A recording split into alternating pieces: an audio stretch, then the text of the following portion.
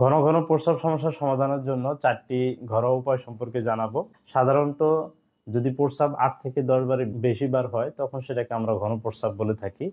যদি ঘন প্রস্রাব হয় তাহলে ঘরোয়া যে উপায়গুলো রয়েছে তার ১ম উপায়টি হলো আপনি পর্যাপ্ত পরিমাণে পানি খাবেন। অতিরিক্ত পানি খাওয়া থেকে বিরত থাকবেন। অনেকেই ৪, ৫, ৬ লিটার পর্যন্ত পানি খেয়ে ফেলে, সেই ক্ষেত্রে ঘন প্রস্রাব হতে পারে।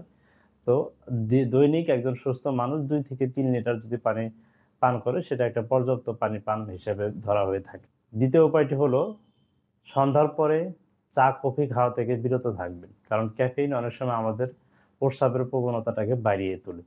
এই কারণে যদি চা এবং কফি যদি সন্ধ্যার পর থেকে না খান, সেক্ষেত্রে দেখা যায় যে রাত্রেবেলা বারবার উঠে প্রস্রাব করার যে প্রবণতা থাকে সেটা সহজেই দূর হয়ে যাবে। তৃতীয় যে উপায় সেটি হলো কেগেল এক্সারসাইজ। এটা খুবই সহজ একটি এক্সারসাইজ।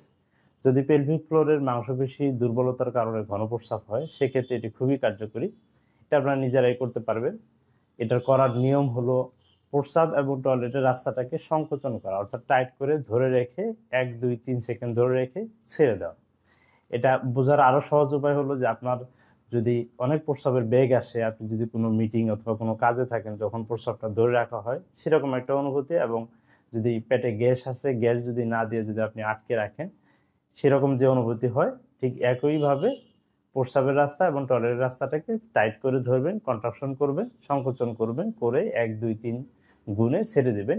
এটা আপনি দিনে ২ থেকে ৩ বার করতে পারেন এবং প্রতিবার ১০ বার করে। অনেকে এই এক্সারসাইজটি অতিরিক্ত করে ফেলেন, তো অতিরিক্ত করা যাবে না। একদম প্রতিবার ১০ বার, ১০ থেকে ১৫ বার সর্বোচ্চ, এবং দৈনিক ২ থেকে ৩ বার, এর বেশি করবেন না। চতুর্থ যে উপায় সেটি হলো সেটা খুবই সহজ। আপনারা যখন ওয়াশরুমে যাবেন প্রস্রাবের জন্য, তা প্রস্রাব করা শেষ হওয়ার পরে কিছুক্ষণ বসে থাকা ১ মিনিটের মতো।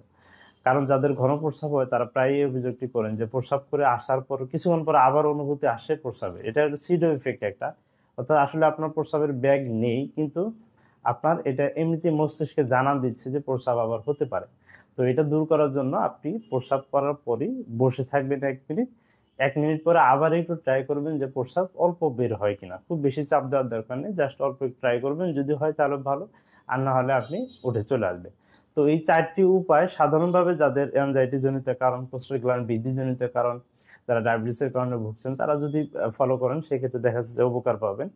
কিন্তু প্রস্রাবের ইনফেকশন জনিত কারণ কিংবা মূত্রথলি কিংবা মূত্রনালীর যে ইনফেকশনগুলো হয় সেগুলোর জন্য কিন্তু এই ধরনের উপায়গুলো সাধারণত কাজে দেয় না। এগুলো কাজে দেয়, কিন্তু অবশ্যই আপনাকে ইউরোলজিস্ট দেখাতে হবে। এছাড়া আমরা ফিজিওথেরাপি চিকিৎসা যাদের দীর্ঘদিন ধরে ওষুধ খাচ্ছেন, ওষুধ খাওয়ার পরেও দেখা যায় যে প্রস্রাবের সমস্যার সমাধান হচ্ছে না, কিংবা ক্রনিক হয়ে গিয়েছে ২ বছর, ৩ বছর, ৪ বছর, ৫ বছর এরকম। তো তাদের ক্ষেত্রে আমরা পেলভিক ফ্লোরের মাংসপেশি শক্তিশালী করার জন্য কেগেল এক্সারসাইজের পাশাপাশি পেলভিক স্টিমুলেশন ট্রিটমেন্ট দিয়ে থাকি। এটা প্রায় ৩০ মিনিটে ১০ থেকে ১৫,০০০ বার কেগেল একটা কন্ট্রাকশন দেয়, একটা ইলেক্ট্রোম্যাগনেটিক ফোর্স দেয়, যার মাধ্যমে খুব সহজেই পেলভিক ফ্লোরের মাংসপেশি শক্তিশালী হয় এবং প্রস্রাবটা ধরে রাখা যায়। এর পাশাপাশি আমরা আরো কিছু ট্রিটমেন্ট দিই, যেমন আকুপাংচার চিকিৎসা। কিছু আকু পয়েন্ট রয়েছে, যে আকু পয়েন্টগুলোতে আকুপাংচার করার মাধ্যমে আপনার এই ঘন প্রস্রাব সমস্যার সমাধান হয়। এর পাশাপাশি আমরা অনেক সময় ওজোন থেরাপি দিয়ে থাকি। ওজোন থেরাপিটা রেক্টালি দেওয়া হয়। এটা খুবই কার্যকরী। প্রায় ১৫ থেকে ২০ টার মতো সেশন দেওয়া হয়। এটা খুব কম সময় লাগে। ৪, ৫ অথবা ১০ মিনিটের মধ্যে এটা হয়ে যায়। সাধারণত একটানা দিতে হয়। এছাড়া আমরা আরেকটি ট্রিটমেন্ট দিই, সেটা হচ্ছে আরটিএমএস, রিপিটেড ট্রান্সক্রেনিয়াল ম্যাগনেটিক স্টিমুলেশন, একটি চিকিৎসা। অনেক সময় দেখা যায় যে আপনার মস্তিষ্ক মানে ব্রেনের ভিতরে অ্যাটাচড হয়ে যায় যে আমার ঘন প্রস্রাব সমস্যা হচ্ছে, অ্যাংজাইটির কারণে যদি হয়, তখন সাধারণত আমরা এই আরটিএমএস ট্রিটমেন্টটা দিই। এটা খুবই ভালো নন ইনভেসিভ চিকিৎসা। সাধারণত এটার কোনো সাইড এফেক্ট থাকে না। তো এই ধরনের আমরা ওষুধ ছাড়াও ফিজিওথেরাপি চিকিৎসার মাধ্যমে ঘন প্রস্রাব সমস্যার সমাধান করে থাকি। এর পাশাপাশি আপনাদের যে ঘরোয়া নিয়মগুলো যেগুলো বললাম, এগুলো যদি আপনারা ফলো করেন তাহলে একটা ভালো একটা সমাধান পেতে পারেন। ঘন প্রস্রাব সম্পর্কিত আপনাদের যদি কোনো প্রশ্ন কিংবা জিজ্ঞাসা থাকে, অথবা যারা দীর্ঘদিন থেকে ভুগছেন, বিভিন্ন ট্রিটমেন্ট নিয়েও যাদের ভালো হচ্ছে না, তারা আমাদের যে উন্নত অ্যাডভান্স যে ফিজিওথেরাপি যে ট্রিটমেন্টগুলো বললাম সেগুলো যদি নিতে চান, সেক্ষেত্রে আমাদের সাথে যোগাযোগ করতে পারেন।